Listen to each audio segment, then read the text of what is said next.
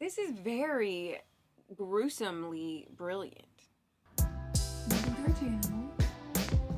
All right, Tom MacDonald, This House. Let's get into it. Lately, everyone been talking crazy. Feel like everybody's got some shit to say. They misinterpreted my good intentions and expected I was just gonna step away. If there's a heart that pumps and there's a breath to take, then I won't bite my tongue as long as I'm awake. And they don't have the guts to make a dumb mistake. I'd rather crash a car than never touch the brakes. I built this house. They're the kind of people that be dying for exposure. They're the kind of people that get mad and lose composure. They're the kind of people that are never going forward. They're just the ones that are looking for apologies. Hating real loud, but they follow me. Screaming at the top of their lungs, I'm the scum of the earth. In the same damn breath, trying to preach about equality. A message. That's facts. That's what I was thinking as soon as it started. I'm not gonna pause it 5 seconds in, but he said in the beginning, like, they misinterpreted his good intentions. I'm like, no, that's intentional. That is intentional. Like I said in the white boy video, like, some people, they just won't hear anything saying, like, I'm against Nazis, I hope racism goes extinct, forget all those people. Right. Like, you don't hear that, you just listen for something, like, I got him now, look at this. Look, he said this, I could take that out of context and blow it up and call you a racist. Like, some people do that intentionally. And it's a shame, because then it takes away from legitimate things. You know what I mean? Right, for sure. For sure. Because when you get a lot of people throwing these false flag, accusations, all this kind of stuff, then when something actually happens, it's like, oh, yeah, we know. You say everything's racist. Yeah, I'm sure something really happened. You know what I mean? So, I mean, it's unfortunate. I like the last line he just said there. Basically talking about these, like, people are preaching about equality. But then they, like, want him silenced. And right, so he's scum of the earth and all that kind of stuff. It's mind-blowing because they really think they're preaching equality. Like, they really, truly think he is the epitome of, like, evil. And, I mean, I just don't get it. Right, it's a weird thing. It's almost like to be hateful towards something or someone you disagree with is love to some people.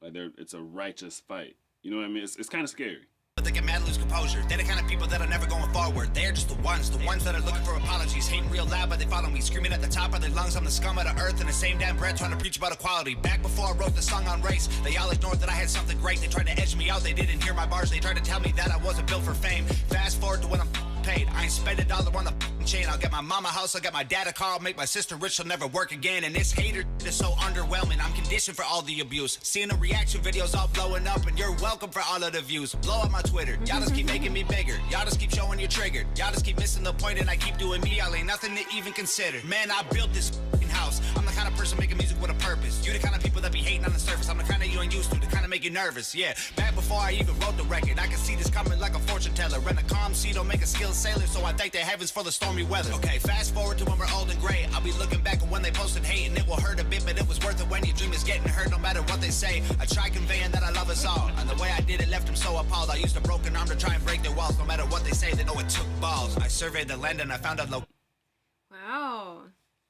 Wow, he's focused. That guy's got bars. I can appreciate how focused he is, despite, because I'm sure he gets a lot of backlash.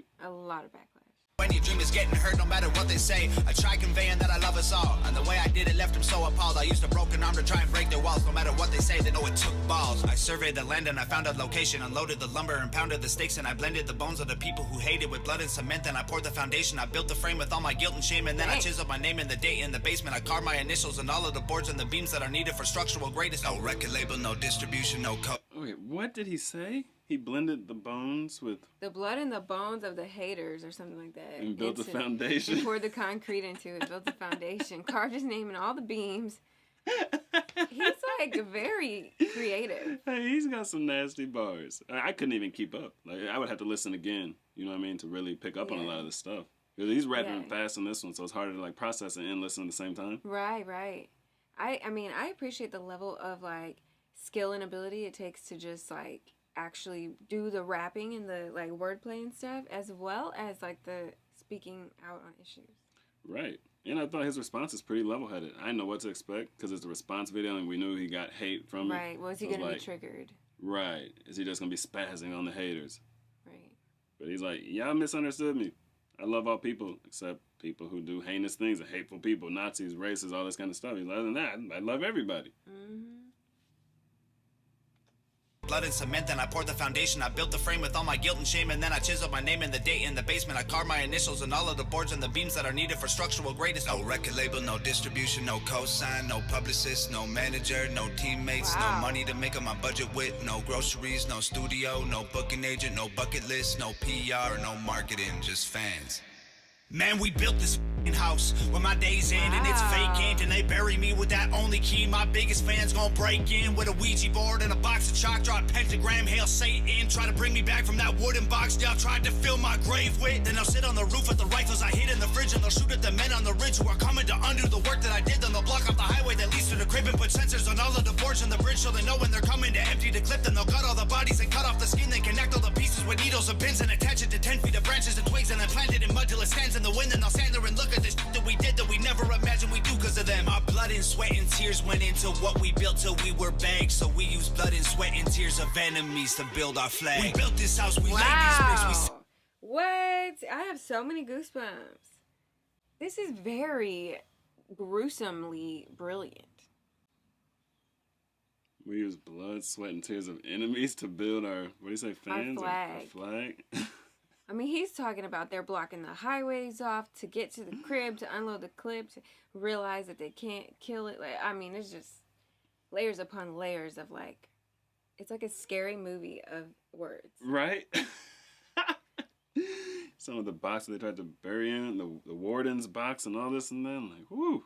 I like it. Well, I mean, he's not backing down. I mean, I feel like this would have the effect of like, you know how like a lot of rap music, like you listen to it and you just feel like fearless and like you feel like, you know what I mean, nobody can stop you, like nobody, you know what I mean? That kind of energy. I feel like you could listen to this on a playlist and get the same feeling, but it's not going to also poison you. Right, because, I mean, he's not saying anything bad. He's just saying he's not backing down. You're not going to silence him. He built it with nothing, and it has a strong foundation. Right. Just him and people who appreciate his music. You know what I mean? I mean, he said no publicist, no manager. No I'm thinking, distribution, nothing. we never imagined we do because of them. Our blood and sweat and tears went into what we built till we were bags, so we used blood and sweat and tears of enemies to build our flag. We built this house, we laid these bricks, we set these traps, these flames we lit. Our haters doused in gasoline, they brought to try and torch us with. Let them hate, dog, everyone will have something to say, dog. Their opinions don't mean trying to judge your engine by your paint job. Gravestone, I'm a cheat death. Oh. There's too much I ain't Hold up. oh, what you know about that? Trying to judge your engine by your paint job. Oh, what a great parallel. That is cold. That is cold. I mean, he's like awesome. It just hits me different because I have a truck, a 93 F-150 with a strong engine, but the paint job is Strong. terrible. Terrible. The paint job is terrible. So I can appreciate both the metaphor and the actual engine and paint job. And that is so true. Like, hopefully at the end of all this, like, hopefully there's an end to this whole race war media dynamic. People will be able to say, dang, the engine does matter more. Because Way more important than the paint job. Oh my gosh. It really does. The paint job is unimportant. Unimportant. and torch us with.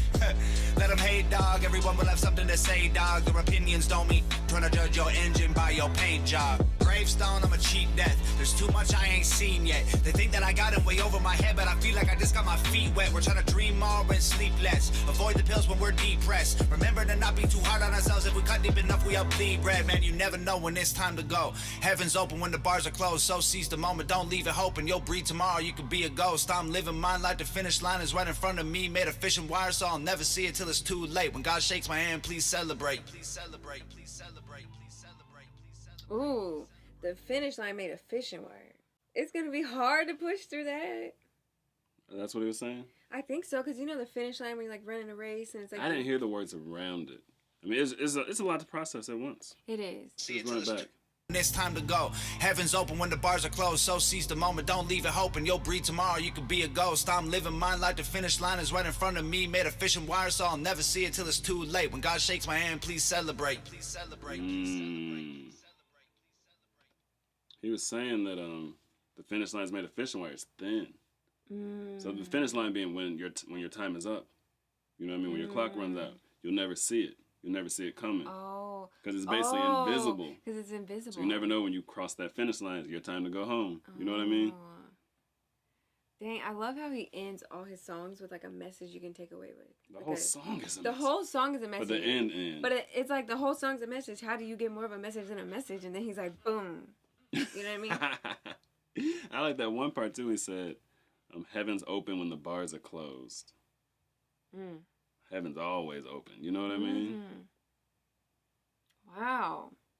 I'm getting just more and more like, as we're like taking steps down this journey, I'm just like, this is some serious art. Right. Like literally the premise of like art and like, you know, whatever, art reflects the times. And like, I feel like this kind of stuff actually will be remembered. Right. You know? I feel like now we're several songs in. We're not too far in, but I feel like we're starting to get a good understanding of where he's coming from. It is definitely not what they might have you think. Right. I feel like he really is misunderstood by a lot of people. But then there's also that segment of people that I think intentionally misunderstand him. But how you know what I mean? Intentional is it really? If they're weaponized by the media to where they don't... I'm not talking about them. Oh, who are you talking about? I think it's the people doing the weaponizing who intentionally will misunderstand him. The people who are writing these articles you're talking about. The article I referenced at one time, the victim activists. You know what I mean? I think it's a lot of people who misunderstand him on purpose, and then it leads other people to read articles about, oh, wow, he's a racist? Okay, that's their first impression of it. Because they read this website, they trust this website, and they read that and it's like, oh, yeah, I heard him. I'm not listening to that crap. He's a racist. Never even heard anything from him. You know what I mean? I just feel like that word is so... It's just so overused. It has like almost zero meaning modern day. Like every single thing we've listened to him so far, he's made it very clear that he doesn't look at skin tone. Like he's not even, you know what I mean? He's not even said anything that's borderline racist. He's not even said anything that's like, that I feel is like he's making assumptions about what it's like to have a certain perspective he doesn't know. Like he's literally not even come close to the line of racist. Right. Like some people say like edgy things that are like teetering on the line of like, okay, come on, man. What are you trying to do here? But I haven't heard anything that was like that edgy. No. I mean, it's edgy in the sense that like, oh, this is a forbidden topic to talk about. You're white. You can't talk about this. You know what I mean? So it's edgy in that way. But what he's saying, it hasn't really been, to me, that controversial. I wonder if he thought he would get this much hate. Like if he kind of anticipated I'm sure he knew. It's like modern day people know what they can say that would get a hateful response. But then, even if what you're saying isn't hateful, like we all know. But then he goes on to explain it though. And so it's like, if you're explaining where, like, I don't know. I mean, he's making sense. How can people... But you have to understand other people's perspectives. Like we talked about in the white boy video. Yeah. It's like from a certain perspective, you say it makes sense, but to some people, it literally will not make sense. It just depends on what angle you're coming from. Like, what do you mean? Okay, one perspective could be white people have no place in hip-hop. Some people firmly believe that hip-hop is black music only. Okay. So then anything he's going to say, it'll be countered with, oh, you're making money off of our music. We build hip-hop. You know, that kind of thing. Oh. It's like black people kind of own the genre of hip-hop. Like, that is a perspective. And then it's like, in that perspective, it's like, who am I to say it's not a valid perspective? It's, in their perspective, it's just as valid as my perspective. Right, it's their opinion. Dang. So can we even... I mean, I guess... Another perspective, people say, well, if he's white, he can't speak on black issues. You know what I mean? Like, I have friends who have said, like... I think I've even mentioned it before. Like, they'll message me saying they don't have a right to have an opinion. Or talking to someone in person. I've been told, like, oh, yeah, I mean, you should say that stuff that we just talked about because I can't say it because, like, I can't have an opinion on these issues. You know what I mean? So just having an opinion at all is going to be met with backlash. You know what I mean? Unless the opinion is the exact same opinion that is the main narrative. Yeah. So it's like he knew he was going to get backlash. Come on. He's a smart dude. He knew it was coming, but he's like, it's worth it because I have a good message. Now, people are going to hear it. It's going to resonate with people, and it's going to be some backlash, but that's what we'll build our flag with. You know what I mean? Yeah.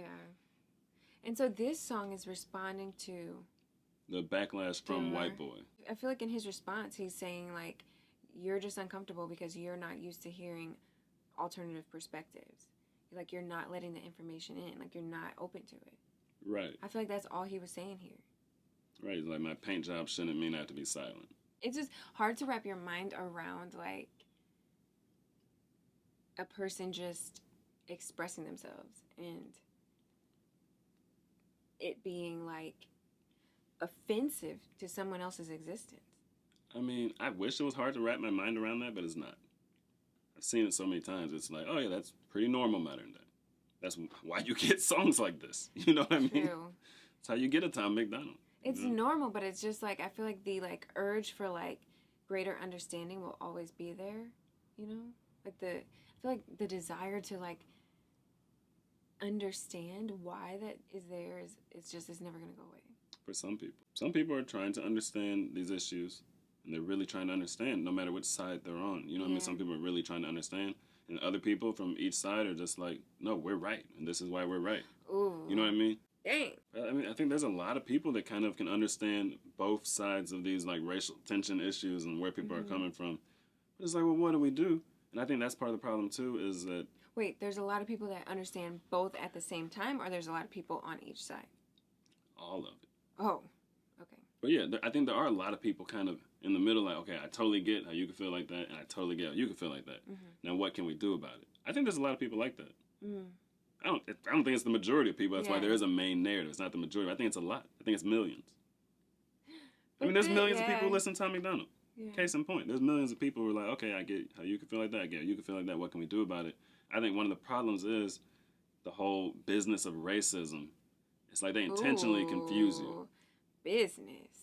You know what I mean? They intentionally confuse people because you start with a George Floyd. Everyone's like, oh, that's wrong. You know what I mean? A George Floyd incident. And then it goes from, okay, protest for George Floyd to, okay, this is about the George Floyd police thing. Now it's about systemic racism. Now it's about slavery. Like, what reparations? Like, what are we trying to solve right now? Like, and if you throw every single issue of racism all at the same time, it's like, okay, that's an unsolvable problem. It's like, it needs to be bite-sized chunks. If you want to focus on one issue and think of solutions for that one issue. Don't throw everything at me. Like, stop. It's like it goes from like, you know, the chocolate chip cookie to like the whole dessert to like the whole spread at Thanksgiving to the whole grocery store. Right. And it's like, what do you do with that? Right. So I have one truck. I can't really move the whole grocery store. You know what I mean? It's like, it's a lot. And then you'll have something like George Floyd, and it'll be instant, like, oh, this racism caused this. It'll be an instant assumption before any investigation or anything. It's like, could it have been? Sure, it could have been. Could it have been just horrible policing? Sure. I've seen horrible policing, white-on-white policing that went really wrong. Right. I was watching a video the other day, and what is that channel? Active Self-Protection or whatever. I watch that channel every now and then. I think it's called that. I don't know. But it was, my brother had sent me a video, and it was a white female officer dealing with the white male. And the female officer ended up shooting the white male's mom when she was trying to shoot him in his house. And, like, she was just on a power trip the whole time. You know, it was ridiculous. Jeez. But it's like, you'll never see that clip in the media. Like, she had no business even doing what she was tripping. But you'll never see that in the media. Because it doesn't fit the narrative. So it's like, you'll take a George Floyd event, you'll blow it up and say it's because of this, 100%, it's racism, this and that. It's like, well, we don't know yet. But you know what I mean? It's just like they intentionally, like, stoke the flame and then they'll blow the problem up to this huge thing you can't even solve. And then, you know what I mean? And all the media needs is those cell phone footage clips, and then they're just going to... But then how come the media, like, just like slander and all this stuff is illegal, how come the media and tabloids and all these things are not subject to those same laws? They're above the law. How do they get around the law, though? Because they're in bed with the people who create laws and enforce laws. You know what I mean? So then you get into that whole, who can you trust? Right. Yeah. Ooh, these are some... Now we're going back to the conversation of who owns the media. You know what I mean? And who's in control, really. And just follow the breadcrumbs. The invisible hands type stuff. Follow the money. Ooh! Well, I mean, I appreciate the art because it does make you, like, think. Yeah, I mean, I thought this was a pretty chill response. And towards the end, it did get a little more graphic right after I said it's pretty chill. I thought that was kind of cool that he took bones and gore and all this. Right. Like, he put his anger or, like, whatever human response would come from being, like, attacked, and he put it into, like, words that weren't specific towards people. Right. And it's like they did it to themselves. Like, they're dousing gasoline that they brought to put on us. We just reflected it right back to you. I mean, you have to really be taking the high road to deal with people like that, you know? To, like, take the words. Well, yeah, because they're trying to trigger you and get you to cancel yourself. Yep. You know what I mean? Get you to act outlandish. Definitely. Trying to get under your skin. Woo! Well, that's all I got. That's all I have, too. All right, thanks for kicking it on the couch with us, especially if you made it to the end. We appreciate you. Let us know your thoughts on this video down in the comments. Yeah, and subscribe to the channel if you guys want to see us react to more Tom MacDonald, because we're definitely going to be listening to everything. Yep, that's a wrap. I don't know.